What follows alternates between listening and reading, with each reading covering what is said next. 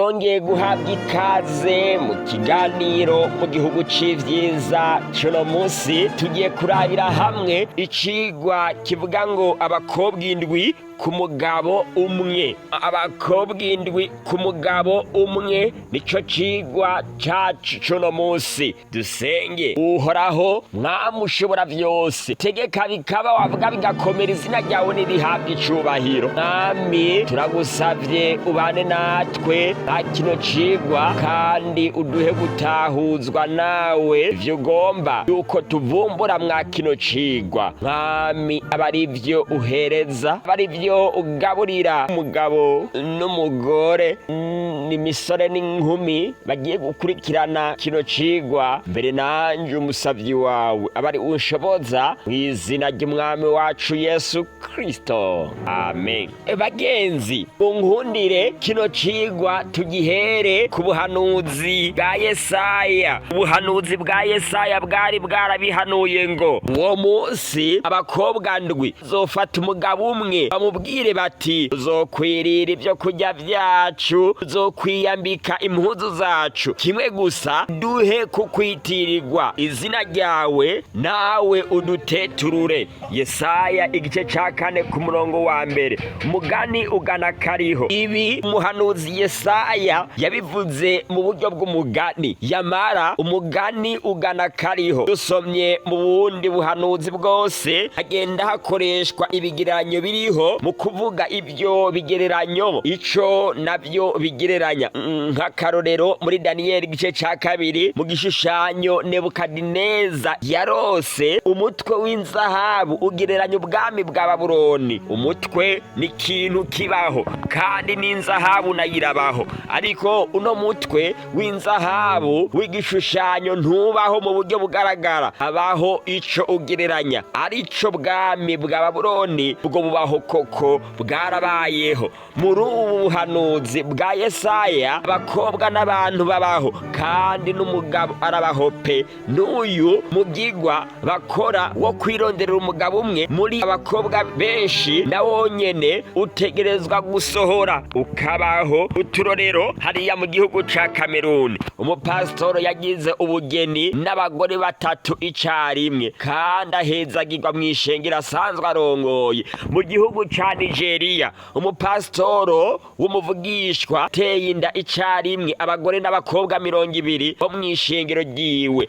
Koko ibintu biriko biraba kw'isi nakumiza, ariko kandi mu vy'ukuri kubera ko ari ubuhanuzi ntitwogarukira ku kwiyumvira ko ivyo umuhanuzi yavuze ko vyoba bigarukira ku bakobwa nyabakobwa canke ku mugabo nyamugabo. Oya, umuhanuzi yakoresheje ibigereranyo mu kuvuga ivyo bigereranya, kandi bizoba mu gihe kizoza. Ico gihe umuhanuzi yavuze niki? Muri Bibiliya umukobwa agereranya iki? Nimusome hariya muri Hoseya igice ca 2. Umukobwa ni ishengero. Bibiliya ivuga ngo raba Uhoraho yabariye abo ku mpera y'isi iti, nimubwire umukobwa w'i Siyoni muti raba agakiza kawe karaje, raba araje azanye impera, kandi inyishu yiwe iri imbere yiwe. Ngaha muri Yesaya igice ca 62 ku murongo wa 11.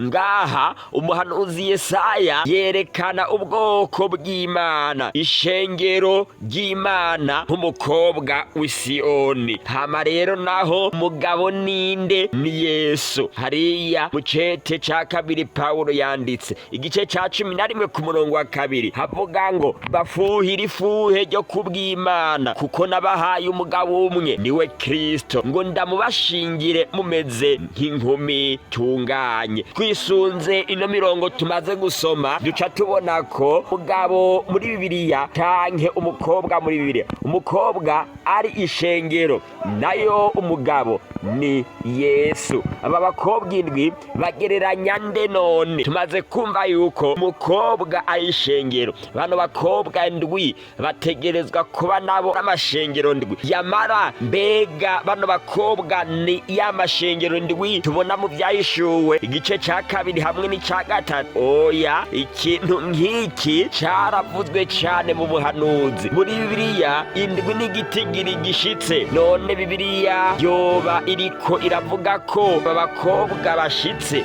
Oya, haba namba. Tugomba kuraba izindi nyandiko za Bibiliya zagiye zivuga nk'ibi. Muri Bibiliya tubonayo ikiyoka kigeranya Satani cari gifise imitwe ndwi. Ivyahishuwe igice ca 12 ku murongo wa 3. Igikoko naco nyene ngo cari gifise imitwe ndwi. Ivyahishuwe igice ca 13 ku murongo wa 1. Turavye imyifato ya bano bakobwa irasa cane n'imyifato ya kino gikoko, kino kiyoka. Imyifato yabo bagira kuri Yesu umugabo bashobora kuba bahwanye n'ibikorwa vy'ikiyoka arico Satani. Aba bakobwa babwira Yesu ati, tuzokwirira ibyo kurya vyacu, tuzokwiyambika impuzu zacu. Uku tuzokwirira ibyo kurya vyacu, tuzokwiyambika impuzu zacu. Koko dusubiye mu mugambi w'agakiza tubona na Satani buno bugumutsi aribwo yatanguye kuzana mw'ijuru. Tugomba gusesangura Bibiliya kugira ngo turabe ico impuzu n'indya bisobanura.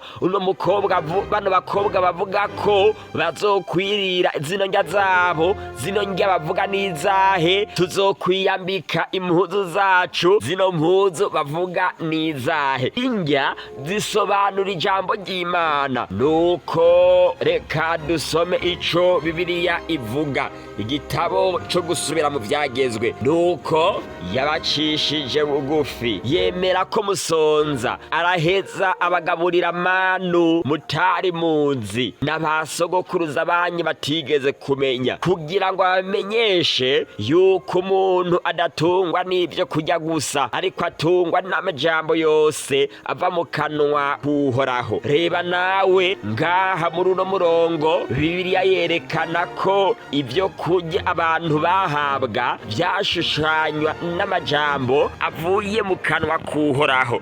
Koko ngaha zino ndya umuhanuzi Yesaya yavuze ni ijambo ry'Imana. Impuzu nazo zisobanura iki? Impuzu zisobanura kugororoka, kandi Bibiliya irabishingira intahe. Ivyahishuwe igice ca 19 ku murongo w'8. Kandi yahawe kwambara impuzu zera nziza zikayangana zitanduye. Izo mpuzu zera nziza nizo bikorwa vyo kugororoka kw'abera. Ngaha rero Bibiliya itubwiye ko impuzu nazo nibikorwa vyo kugororoka kw'abera, ni kuvuga ngo n'ubweranda.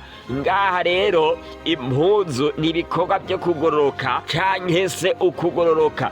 Aba bakobwa basobanura amashengero, nkuko twabibonye yuko umukobwa ari shengero. Ano mashengero ironderera inyigisho zayo atari z'uno mugabo, atari za Yesu, no kugororoka kwayo atari uk'uyu mugabo. Ano mashengero abarira Yesu ati, turakwinginze tubera umugabo, ariko gusa utureke inyigisho twebwe tuzimenya, indya tuzimenya, impuzu tuzimenya, ukugororoka tuzokwironderera. Nimurabe namwe ukuntu umuhanuzi yabivuze muri ino mvugo ngo, kimwe gusa uduhe kwitirirwa izina ryawe, nawe uduteturure. Aya mashengero ubuhanuzi bwayabonye yironderera inyigisho zayo zitavuye kuri Yesu. Ukugoroka kwa Yesu baragushibuye, barakwase, birondera ukwabo kugororoka, ariko ngo yitirirwa Yesu gusa. Bose ni Yesu ashimwe, bose ni turaba Kristo. No munsi barasinzira amasinzi y'abantu n'abakristo. Yamara iyo witegereje ukaraba ibyo abantu bamwe bamwe barimwo, wosigara wiyumvira ngo mbega bano bantu bambaye ukugoroka kwa Kristo canke koko bambaye ukwabo kugororoka? Inyigisho nyinshi zitandukanye zirigishwa, ukaraba mbega zino nyigisho ziva hehe? Nta kuntu Bibiliya yobivuga yuko umuntu anywa inzoga atagira ubwenge, hama ugasanga uwiyita umukristo ariko aravuga ngo Yesu yarahaye abantu inzoga. Uwo muntu aba ariko aravuga ngo Yesu atuma abantu batagira ubwenge. Amashengero menshi y'iki gihe yubatse ku bihimbano nk'inyigisho ivuga iby'inzamba y'akabanga, mu gihe Bibiliya yerekana umuzo wa Yesu wo ku mugaragaro. Amashengero yarashizeho izindi nyigisho zayo avuga ko Yesu azoza mu kabanga, mu gihe Bibiliya yerekana yuko umuntu apfuye adashobora kongera kubaho ukundi. Yamara abantu bamwe bamwe bizera ko umuntu apfuye ashobora kugaruka ari umuzimu cyangwa ari ikindi kintu. Abandi nabo bavuga ngo Satani araboshe, mu gihe Bibiliya yerekana yuko Satani abohoye kandi ari ku gikorwa. Umubatizo uvugwa na Bibiliya warirengagijwe, usubirizwa n'imibatizo yo gusimba umuriro, imibatizo yo gutonyereza k'imitonyi. Kandi abakora ino mibatizo nabo nyene bavuga yuko bitirirwa wa mugabo ari wo Yesu, mu gihe abantu bahamagarirwa kwaturira ibyaha byabo Yesu kugira ngo abibaharire. Abantu ntibakibwira ibyaha Yesu. Hari inyigisho ivuga ko bagenda kubibarira umurongozi wabo mu by'idini, ibyo bitwa kwirega. Ikigeretswe ko gihambaye cyane, mu gihe umuremyi wa byose yaremye mu minsi 6, maze umunsi ugira 7 ikaruhuka, maze agafata hagati na hagati mu mategeko agashirayo itegeko rya 4 rihamagarira abantu kuruhuka isabato yo ku munsi ugira 7. Ano madini yavuzwe n'umuhanuzi yarakuyeho isabato y'ukuri, avuga ngo iyo nyigisho y'isabato yireke. Twebwe turafise inyigisho zacu. Bashizeho kuruhuka umunsi wa mbere w'iminsi 7, dimanche bawusubiriza isabato, bitavuye ku Mana ariko bivuye kuri bo, kubera yuko badakeneye inyigisho za Yesu. Umugabo ntibakeneye ingazi zivuye kwa Yesu, ntibakeneye ukugoroka kuvuye kwa Yesu, yamara bakeneye ukwabo kugororoka. Abayoboke bayo mashengero Yesu yarayavuze ati, aba bantu banyubahisha iminwa yabo ariko imitima yabo iri kure yanje, basengera ubusa kuko inyigisho bigisha ari byagezwe n'abantu. Matayo igice cya 15 umurongo w'8 hamwe n'uw'9. Yesu yakomeje kuvuga ngo ico gihe yavuze ngo umuntu wese amvumereza ati mwami mwami, si wazokwinjira mu bwami bwo mwijuru hatari ukora ibyo data wo mwijuru agomba. Bagenzi bose s'abageni, abo bantu bose bavuga ko bitirirwa izina rya Yesu. Hari amashengero menshi ya gikristo, hari abantu benshi bitwa yuko basenga Yesu, mara ubuhanuzi bwababonye ko ari abakobwa barondera kwitirirwa Yesu gusa, yamara inyigisho ni izabo, ukugororoka n'ukwabo. Yesu yavuze ngo benshi bazombwira kuri wa munsi, uno ni wa munsi wo kuza kwiwe, ngo mwami mwami, ntitwavugishwa n'Imana mu izina ryawe, ntitwasenda abadayimoni mu izina ryawe, ntitwakora ibitangaza byinshi mu izina ryawe. Yesu ababwira n'igitsure ngo niho nzobajinjibura nti ntaho nigeze mbamenya, mviraho mwabakora ibiziramwe. Matayo igice c'indwi ku murongo wa 21 gushikana ku murongo wa 23. Mbega mugenzi, ukwiye gusuzuma ukwizera kwawe, ibyo wemera mwa kino gihe. Ubuhanuzi bwaravuze ko hazobaho abantu mwa kino gihe ca nyuma. Abo bantu bitirirwa Yesu, bakitwa abakristo, kandi bikitwa yuko bariko barasenga Yesu. Yamara inyigisho za Bibiliya barazirengagije, yamara ukugoroka kuva ku Mana baguteye umugongo, bakironderera izindi nyigisho, bakironderera urukundi kugororoka. Noneho rero ubu urabimenye yuko kuba mw'idini rya gikristo, kuba witwa umukristo, kuba byitwa yuko usenga Yesu, ibyo ntago bihagije. Ugomba gusuzuma neza, mbega ibyo nigishwa biraboneka mu ijambo ry'Imana canke n'ivy'abarongozi banje mu vy'idini bihimbiye bashizeho. Mbega nambaye ukugororoka kwa Kristo canke nambaye ukwanje kugororoka? Ndagira ndakumenyeshe uburyo bubiri bwo kwambara ukugororoka. Hari ukugororoka kuva kwa Yesu n'ukugororoka kuva kuri wewe nyene canke kuva ku barongozi bawe mu by'idini. Ukugororoka kuva kuri Yesu n'ukugororoka kurangwa no gukora ibyo Yesu Kristo yakora. Niba Yesu yari umusambanyi, nawe ukaba umusambanyi. Niba Yesu atari umusambanyi, nawe ntukaba umusambanyi. Yesu niba yabatijwe umubatizo w'amazi menshi, nawe ukabatizwa umubatizo w'amazi menshi. Niba Yesu yaranwa inzoga ukazinwa, niba Yesu atazinwa, nawe ntukazinwa ukundi. Niba Yesu mu by'ukuri yararuhuka isabato, nawe ukaruhuka isabato. Ibikorwa bya Yesu Kristo bibirimbarira ngo yabayeho mu buzima bwiwe bwose yumvira amategeko y'Imana, kandi biciye mu kumwizera birashoboka. Ukugoroka gushigwaho n'abantu, gushigwaho na Satani, kwigisha ko kwitondera amategeko y'Imana bidashoboka. Suzuma ukugoroka kwawe wambaye yuko ari ukugoroka kuva ku Mana canke ari ukugororoka wishiriyeho wewe ubwawe. Mu Vyahishuriwe igice ca 17 na 18, Yohana abona ano mashengero mw'izina rya maraya. Niyo mashengero ari muri Babuloni. Ano mashengero yaraviriye inyigisho nzima za Bibiliya, yari itandukanije na Bibiliya ubutagisubira guhura, kubera yuko uno musi Imana itangaza ngo wibuke kuziririza umunsi w'isabato. Maze idini rya Roma, ndavuga Eklezia Gatolika irongowe n'ubupapa, igatangaza ngo oya, isabato yireke, muruhuke dimashe yashizweho n'ubupapa. Maze amadini menshi ya giprotestanti hakumvira Imana, agaca yumvira inyo nyigisho y'ubupapa. None rero ubuhanuzi bwaciye bubabona mw'izina rya maraya, babakobwa 7 bitirirwa Yesu, haba amadini ya giprotestanti, haba Eklezia Gatolika.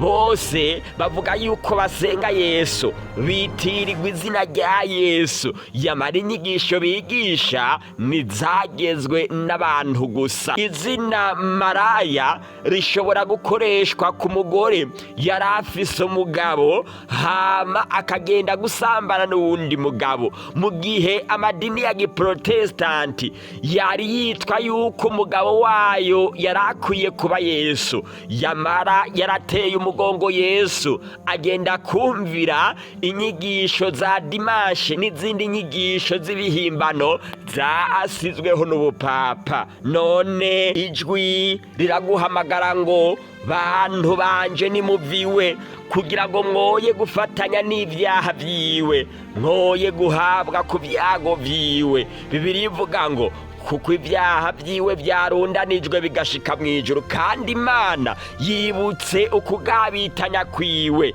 Ibyahishuwe igice ca 18 ku murongo wa 4 gushikana ku murongo wa 5. Mbega ibyaha birundana bigashika mu ijuru habaye iki? Tuzi neza yuko iyo umuntu yihanye ibyaha vyiwe bica bibabarirwa, kandi mu madini hafi nka yose arigisha amategeko y'Imana. Nta dini na rimwe rihari ku isi ryigisha abantu ngo barenge ku mategeko yose 10 kopokopo. Niba wararibonye urarimbwira, njyewe ntaryo nabonye. Kumbure rishobora kuba rivuga yuko kwica atari icaha, ariko rikavuga yuko gusambana ari icaha. Yamara mu madini menshi nje maze kubona, mu mashengero menshi barigisha ntugasambane, ntukice, ntukagirize ibinyoma mugenzawe, wubahe so na nyoko. Amategeko benaya barayigisha, kandi iyo bamaze kuyigisha, iyo umuyoboke w'ayo madini nk'akarorero yishe uwundi, ntibomubwira yuko yakoze ikintu ciza. Ico bomusaba, bomumenyesha yuko yakoze icaha, maze bakamuhamagarira kwihana, maze kandi yihanye ibyaha vyiwe birababarirwa. Koko mu mashengero yose iyo abayoboke babo bakoze ibyaha barabahamagara ngo nimwihane. None biza gute ngo ibyaha byabo bayoboke b'ayo mashengero birundane bigere mu ijuru? Koko bishoboka yuko hariho icaha ano mashengero, abayoboke b'ano mashengero bakora kandi batigera bihana, maze ico caha cararundanye kigera mu ijuru. Naco nta kindi ni kwirengagiza kuruhuka isabato, itegeko rya kane ry'Imana. Mu mashengero menshi atandukanye barirengagije kuruhuka rino tegeko, barirengagije kumvira rino shengero. Abapendegoti hamwe n'abaproteste n'amadini menshi ya giprotesta aremera inkuru ya mukristo ku rugendo. Kijya gitabo cangenzi baracemera. Igihe kimwe nariko ndasoma, maze ngwa ku majambo y'umugabo yitwa Vyizigiro aboneka mwakiriya gitabo. Yaravuze ngo ivyari bigiye kumubuza ijuru, ivyari gutuma atabona ubwami bw'Imana, hari harimo gusambana, hari harimo kwicana, igono, inzigo, tubaha abavyeyi, kandi no kuzirura isabato vyari birimwo. Imana yaramubohoye, yarumvise rino jwi rimuhamagara, bantu banje nimuviwe, maze araryumva kandi yararokotse. Mugenzi, nawe uriko urakurikirana kino kiganiro, uhamagarirwa gufata ingingo yo kuvavanura na bano bakobwa indwi. Woye kubaho uvuga ngo Yesu nteturura ndakwiyitirire gusa, yamara ahubwo ufata ingingo uvuga ati ndifuza yuko Yesu aba umugabo wanje, atari icitiriro gusa, ariko ari umugabo wawe ukuri, aba ariwe akugaburira indya ziwe, ijambo ryiwe riboneka mu vyanditswe vyera Bibiliya, aba arivyo riganza ubuzima bwawe, aba ariryo rigaburira ubugingo bwawe, maze ukugoroka kwiwe pakundi kwatumye abaho kw'isi yitondera amategeko yiwe, maze nawe bibi vyawe. Kandi nta yindi nzira atari kwemera kumwizera. Izere Yesu Kristo bigishoboka. Kubwo kwizera Yesu Kristo byose birashoboka. Niba wemeye kwizera Yesu, nanje ndaguhamagara ngo uze wifatanye natwe mu nzira turimwo, umuryango w'abasigaye bitondera amategeko y'Imana kubwo kwizera, kandi bafise ibishinga gushingira Yesu intahe, badakuramwo kimwe ahubwo bazigama vyose, biteguriye kumvira Yesu avuze no guhabwa ukugoroka nk'ukwa Yesu. Twandikire kuri izi nimero zikurikira: akamenyetso ko guteranya 257 61 208 669, akamenyetso ko guteranya 257 61 208 669. Nanje ngiye kukubwira isengesho ridasanzwe. Uhoraho Mwami ushobora byose, utegeka bikaba, uvuga bigakomera, izina ryawe nirihabwe icubahiro. Urakoze Mwami kubwa rino jambo uhegeye kuduha nk'imburi.